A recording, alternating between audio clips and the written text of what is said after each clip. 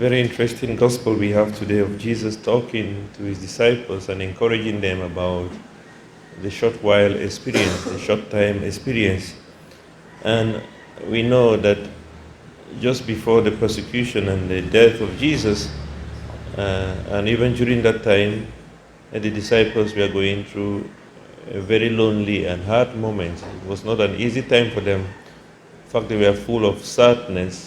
They were full of disappointments. They were frustrated. Everything was all coming to them, and all the negative energy coming to them. But in the Gospel of John, chapter 20, verse 20, when they met the risen Lord, everything changed. They were full of joy. And this is what Jesus is talking about, that in a short while you will not see me, but in a short while you will see me. And your sorrow is going to turn into joy. And of course we know that that came into fulfillment. I had a classmate by name Eugene. We went through philosophy together and theology. And he always had one expression. And he always said, when things were difficult, when there was tension, he always said, "These two will pass away. These two will pass away." I saw a lot of wisdom in what he says and what he used to say at that time. These two will pass away.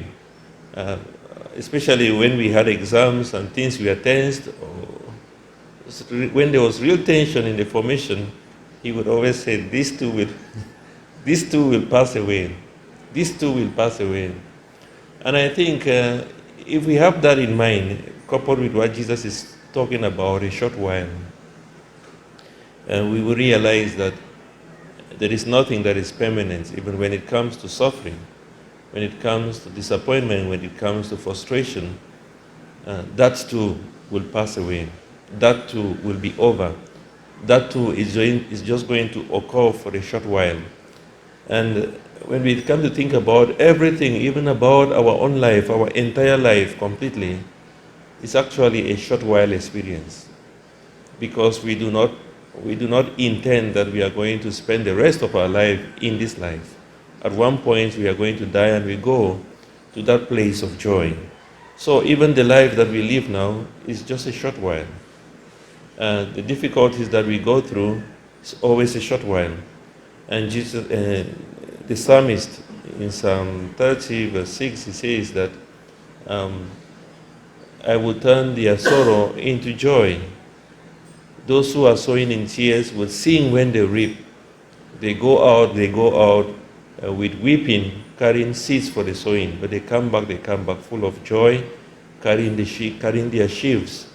And this is when we talk about the persecution that we experience in our lives as Christians, the hard moments that we experience in life as Christians, if only we could have it in mind that it only occurs for a short while, and that there is a bigger reward after that. And it might extend even if we suffer even unto death, it only occurs for a short while. And then something bigger happens, joy happens. St. Paul talks about this also when he says in Romans chapter 8 verse 18, the difficulties that we experience in this life, the suffering we experience in this life is just for a while, and it's nothing compared to the joy that we are going to receive. It's nothing compared with the joy that we are going to receive. So what does this tell us? That we all go through a short while experience, a short time experience. All of us have gone through tough moments at some points. There are some of them that we think about in the past. There are moments that we always thought, how are we ever going to get out of this? And the answer is, this too will pass away. It's just a short while experience. Maybe some of us are still going through the moments that we are thinking, how are we going to get out of this? And just to say, this is a short while experience, and that too would pass away. And it's important that we do not focus so much in that experience as in focusing on the God who makes everything new for us, who has promised us joy after that short while experience.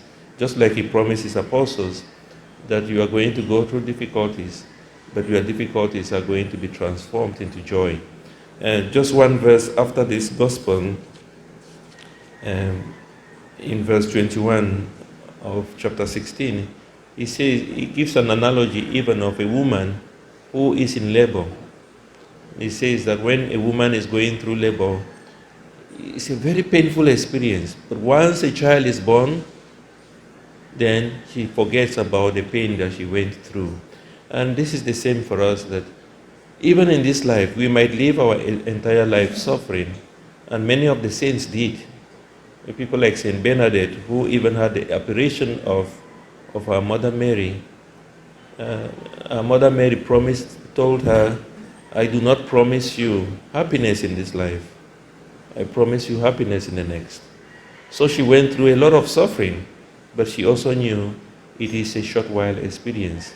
The children of Fatima, for instance, they were not promised joy. They were promised persecution. They were promised hard times. But they always lived knowing that there is something awaiting them that is great. St. James in James chapter 1, verse 12, he talks about the crown that we will receive after the suffering. So my dear brothers and sisters, let us always bear in mind about that too would pass away, and for the grace to persevere, especially during that short while experience, that we may be able to persevere and hold on and to endure.